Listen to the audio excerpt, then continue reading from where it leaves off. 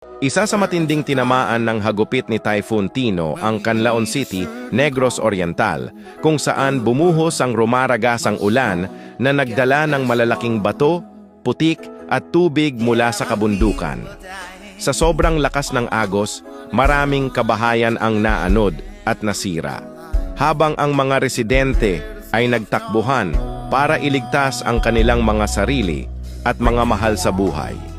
Hindi rin nakaligtas ang ilang sasakyan at pampasaherong bus sa bus terminal na tinangay at binalot ng makapal na putik. Ang dating maayos na lansangan ay mistulang ilog ng burak at bato na nagsilbing patunay sa matinding puwersa ng kalamidad. Sa ngayon nangangailangan ang ating mga kapatid ng mga basic needs na donasyon. Sa kabuuan, ang Canlaon City ay kasalukuyang nagsusumikap bumangon mula sa pinsalang iniwan ni Typhoon Tino. Sa kabila ng trahedya, nananatiling matatag ang mga mamamayan sa pagtutulungan at pag-asa na muling maibalik ang sigla ng kanilang lungsod.